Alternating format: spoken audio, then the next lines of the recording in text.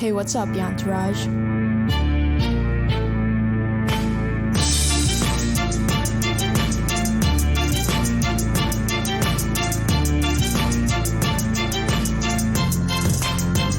You are on with Yan. Welcome back, Yantaraj! Welcome back, everybody. Thank you for being here. This is our 6th podcast episode, so I'd just like to start off by saying thank you to everybody that has been here, that has been listening, and that has reached out to me once again to let me know that you like the podcast, the feedback, and that you're still listening. And on our last podcast episode, we had Dr. Jeffrey Ganay. Dr. Ganay is a psychiatrist, and he talked to us a little bit about what mental health was and a lot of bit about what mental health can mean to us, what we can do surrounding mental health, and really just shifting the paradigm a little bit about how we perceive mental health. And then, of course, he went into parenting and martial arts.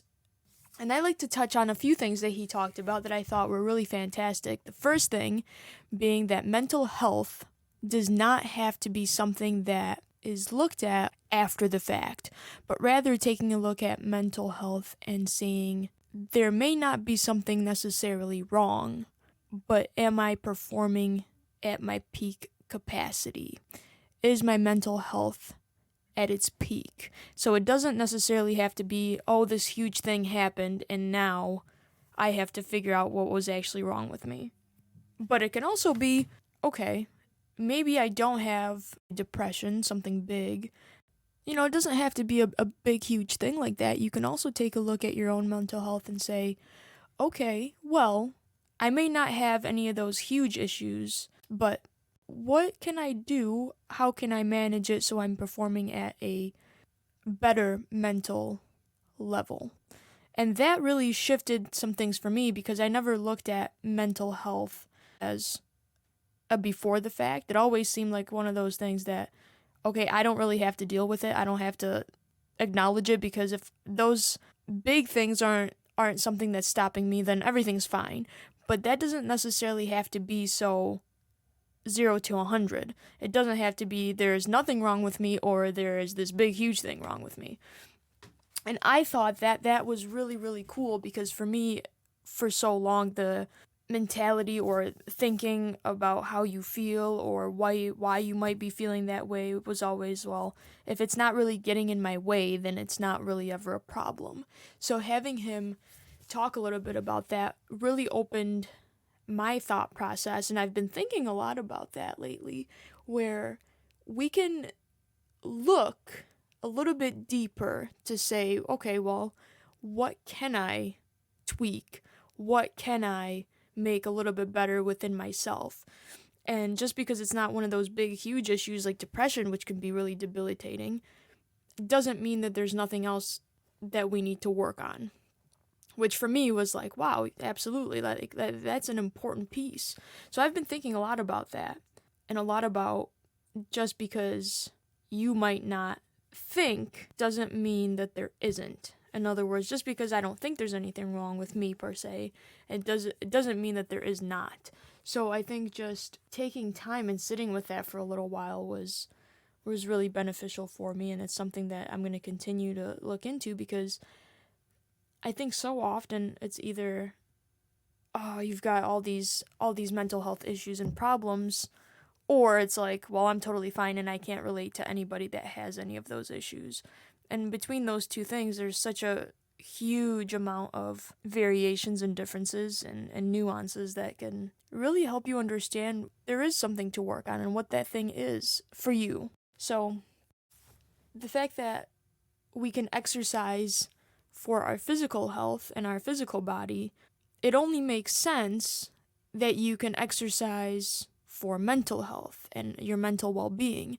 And that to me was kind of like, okay, well that makes a ton of sense because you can work out just because you enjoy it and you like it and you're doing it because you want to stay on top of your fitness and your health and your well-being. Or you start working out because something happens and it scares you into it, like when people have a heart attack and they have to shift and change up their lifestyle because something big happened and now they have to switch. Whereas the way Dr. Ganay put it was, you can work on your well-being now. Something big doesn't have to happen for you to really realize or acknowledge that you should work on that. And that to me was like, oh, wow, okay, yeah. If you can work out for your fitness level, if you can work out for your well-being and your health preemptively before that there's an issue, like preventatively, then you can do the same thing for your mental health. And that to me was a very fresh viewpoint, and I think that was incredible. Although there are kind of two ways that I think somebody can work through something or go through something. And this for me has been pretty evident lately, which I think is good, and I guess it couldn't be bad as well, but I think when something happens, something big, like for something to switch your mental health, mental shift, and mental perspective on something big can happen, and sometimes it takes something big like that to happen. But when something happens, I feel that there are two different ways that I've been thinking about. There are two different ways to overcome that. And I think one would be growing through something, and the other one would be just going through something.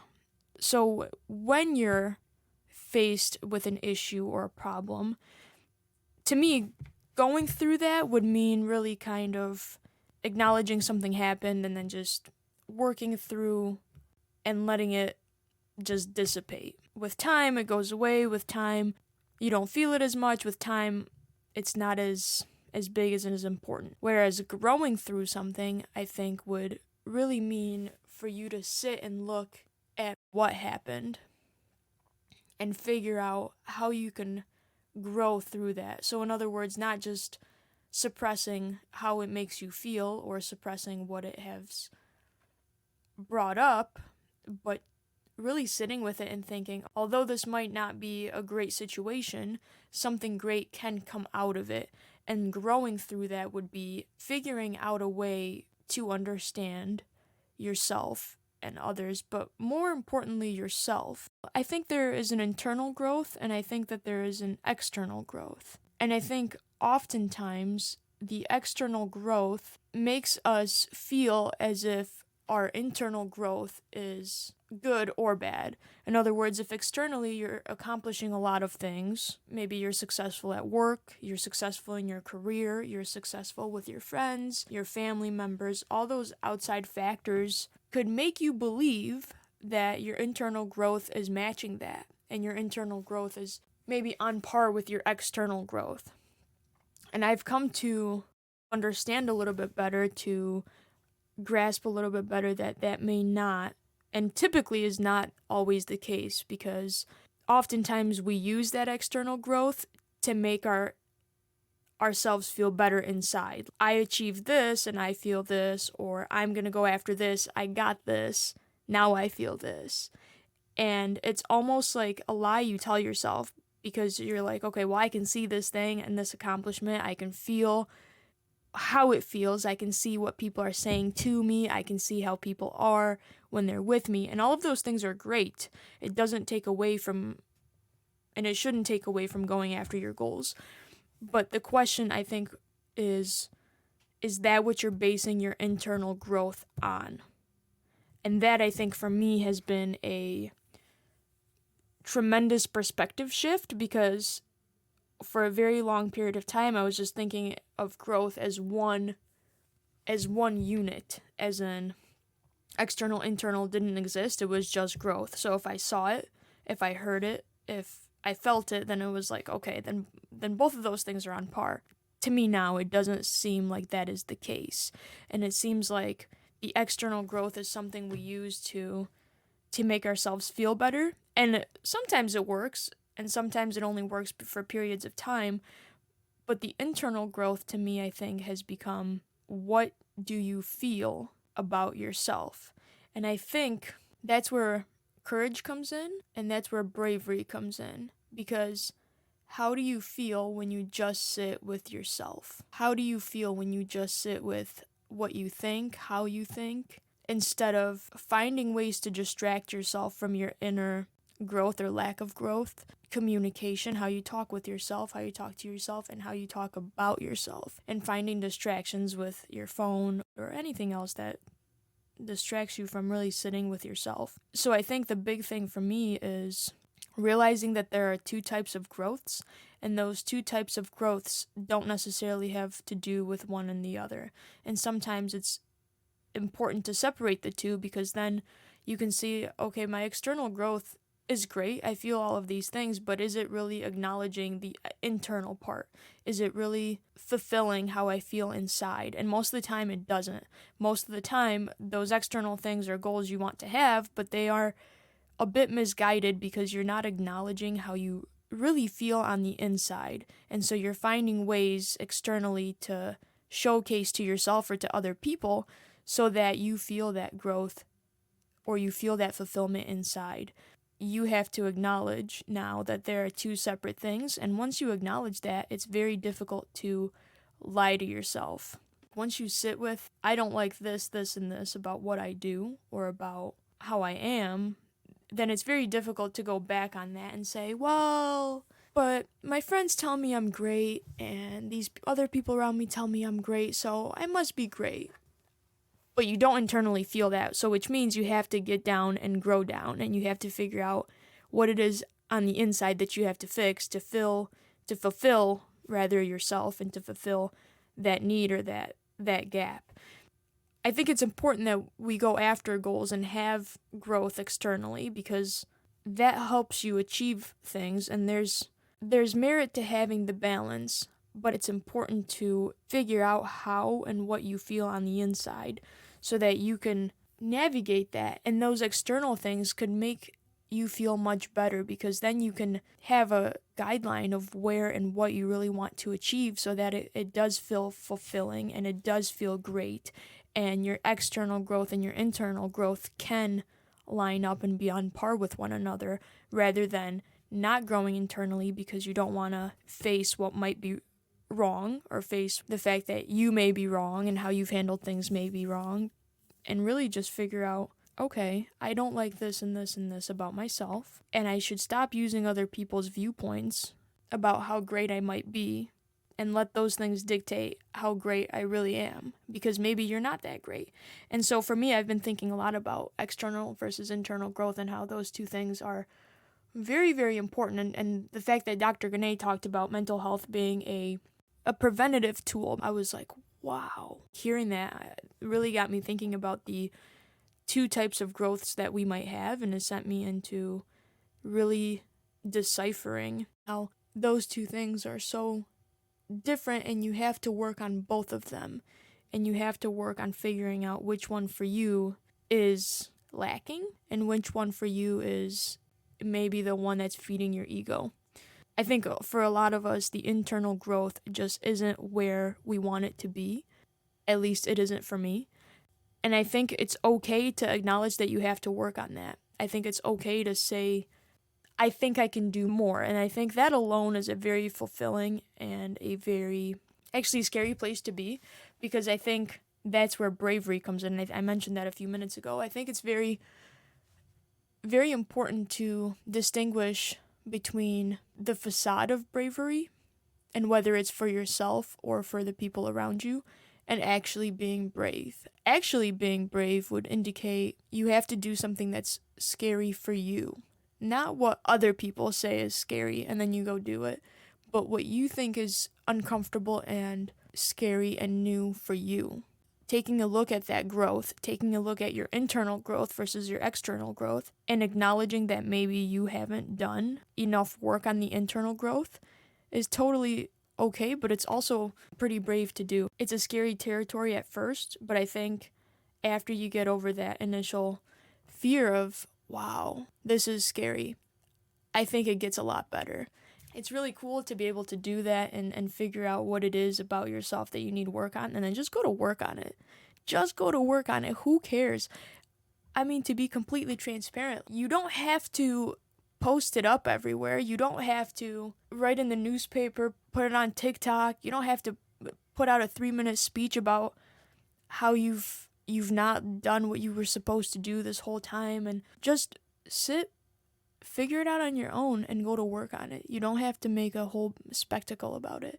And the other thing I think that it might be a scary part is when you do sit down and when you do look internally and look at that growth and see whether you've missed the mark or you've missed the point. I think once you maybe realize it, it's also scary because the faults that you find, you can't lie to yourself about, but then it might be hard to lie to everybody else about too.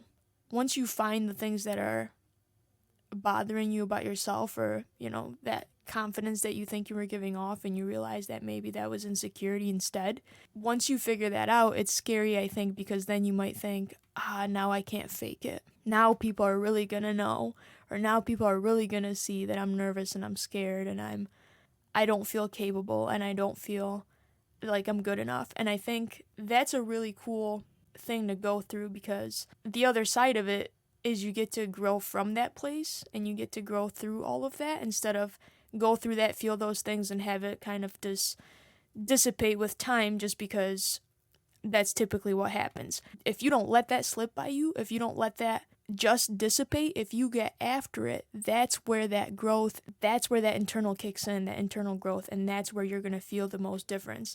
And then the external will feel so much better, because you're going to feel really great about the work that you're doing on the inside. And that to me has been a really valuable thing that I think I've spent a lot of time thinking on and meditating on since I've had the conversation with Dr. Gane. And I think for the people that are listening and for the people that are around me, whether it's at the dojo or my family or anybody else, my friends, I think being able to showcase that it's okay to go through these things, and it's okay to admit that you're not the perfect 100% facade that you put out, is a very vulnerable place, but it's also a very freeing place. And I think it's also a very incredible place to go from and grow through, so that way you can get to the other side. And I just think that if people can be a little bit more open with themselves, that's where that growth is going to take place, that internal growth. And that wall that we all have, that wall breakdown, I think the most important part and the most important person to do that with is yourself. When you go to parties, or when you go to social gatherings, or when you go to events and you feel like you have to put up a wall, because when you get there you feel really nervous, or you feel out of place, or you feel like this isn't a comfortable environment for me, that's that wall. That's the wall that keeps out or protects you. And sometimes the same wall that you think is protecting you is also keeping some really great things away from you. And if you just recognize that wall feeling, that wall that stands between you and your insecurities, that's the wall that you want to break down for yourself. And I think that's the wall that stands and sits between internal and external growth. And when you break that wall down and you're forced to look at your internal growth and where you really are with yourself, that's when I think the most amount of positive self-improvement can come from. And I'm really glad Dr. Gane mentioned that, because I've been thinking a lot about that. The other really cool thing that he talked about is parenting yourself. And parenting yourself, when he said that, I was like, wow. And I sat with it for a while after our conversation, and I've been quite literally saying those words in my head to myself when maybe I want some ice cream and it's a little bit late. Maybe I'd rather not do something that's healthy. For example, maybe I don't want to work out, or maybe I'd rather sit on the couch, or maybe I'd rather not pick up my book just because I don't feel like it. I tell parent yourself. I tell myself this inside my head. I say, parent yourself. You've got to be able to parent yourself, and that helps you flip the perspective on whether you're talking to yourself or whether you're looking at yourself from an outside perspective. To me, at least. And then I think, okay, all right, you parent yourself. You got to do the right thing. And that's when I think those things are very helpful, because we can parent ourselves on so many different aspects.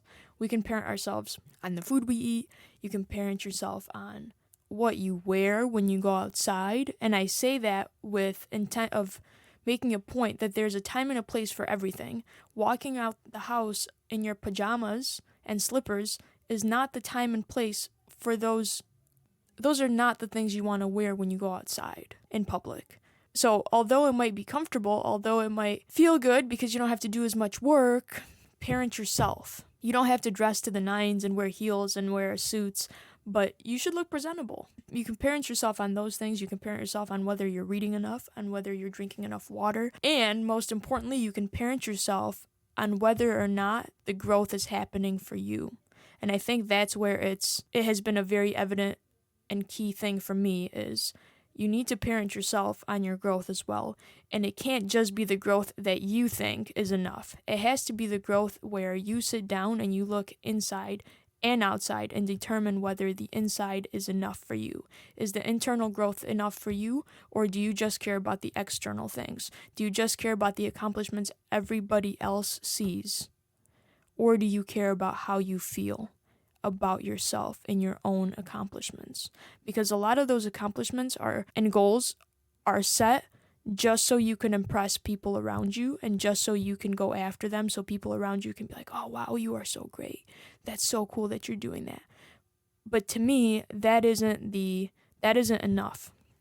And so you can parent yourself by taking a look at whether or not what you're doing is for you or for everybody else, so you can feel good about yourself. And that feel good only lasts a little bit. The feel good moment only lasts a little bit. And Dr. Gannett talked about this part as well, where you might do something and it becomes like a superficial, in the moment, I feel good right now kind of thing, where we want the long term, I'm building this foundation of myself for myself. The feel good should be because of who you are as a person and not because of all the outside things telling you who they see you as.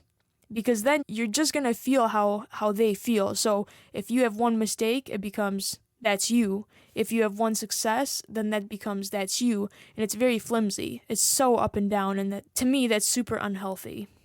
And the more I've thought about it and the more I've connected my conversation with Dr. Gannett to this, the more I'm starting to realize that the growth has to be internal first, which can dictate how your external goes, so it means more to you. So it means more towards who you are and who you want to be, and it focuses much less on the people and things around you, because those aren't the reasons. You have to find your reason within. You have to figure out your why within. And that has been really helpful for me. But then the parenting aspect kicks it up a notch even more, because then you recognize, okay, I can take the easy way route and let it just slip away and hope for the best. Or you could sit down and you can say, parent yourself. How do you really feel? Why do you feel that way? Figure it out and work on it. And work on it. And working on it sometimes means that you were wrong this whole time up till now. Maybe you were wrong this entire time up until now. And that is okay, because once you recognize that, then you can fix it, and then you don't have to keep being wrong. And I say keep being wrong in regards to just because your external environment makes you feel like you're right doesn't make you right. Doesn't make the things that you think are right. It's just the external talking.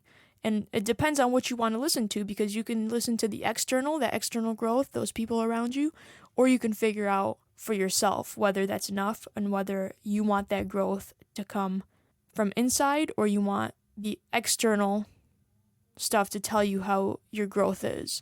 And those two things have been a very, very important distinction for me, and the parenting aspect just makes you sit down and look at it for yourself and makes you really say, okay, well, now I have to figure this out. Now I have to determine whether or not I've been right, and if I haven't, then I fix it and I move on and I grow through it. So actually, this didn't dawn on me until kind of recent. There's something that my husband always says. He always says, a lesson is repeated until learned. And it wasn't until recently that I thought, maybe that happens because we just aren't ready to learn that lesson. And so we let it slip by and dissipate, and we don't really take that time to recognize what the lesson potentially is, so that way we can learn and grow through that and never have to relearn that lesson again. And once I thought about that, I was like, wow, more people should take some time and think about some of the things that they hear, and I've been trying to do that a lot lately. So grow through it so you don't have to keep going through it. To me, to just recap a little bit, those two types of growths I think are huge and important, and I think we need to acknowledge them as two separate things. And then the next step of that is just determining whether how you feel is based on your external accomplishments, the external growth as in what you've achieved, or your internal growth, how you really feel about yourself, about the things around you, about decisions you make. And that distinction helps us understand who we are, but it also helps us understand who we want to be. Just because you've been a certain type of person up until this point does not mean you have to continue to be this person. And it's okay to say, I was wrong for being that person and I don't want to be wrong anymore. So I'm going to fix it and I am going to change. And I think that vulnerability is a very, very brave thing to face, because that's where it's scary. And that's where it's been scary for me. So I hope all of you can get a little bit of something from this podcast episode. I think this one, selfishly, has been a little bit more for me to talk through some of the things that I've been thinking about a lot. Additionally, I think that we can all benefit from having this conversation with ourselves. So whether or not your conversation looks like the one I've been having with myself, or maybe yours is a little bit different for you, I hope you get something out of this episode, and I hope that you take some time to sit by yourself with yourself and think about that. And for me, a lot of that has looked a lot like just meditation. But for you, it can look like something else. Maybe you just need to go on a walk and take away all of the distractions, all of the cell phones, all of the things that keep you connected to the outside environment, so that way you can really look inside and see how you feel about yourself. And if you feel great, then I'm happy for you. If you've got something to work on, I'm happy about that too, because if we all work on something one at a time, then I think we can all be better people together. I want to thank you all for being here with me on this podcast episode, and for listening, and for tuning in, and for continuing to listen to these. It means a lot to me that you keep coming back. It means a lot to me that you're here for the growth, and it means a lot to me that you want and you care enough about yourself to take time and listen and figure out how you can be better, and whatever that means for you. Thank you so much for being here. Peace out, Entourage.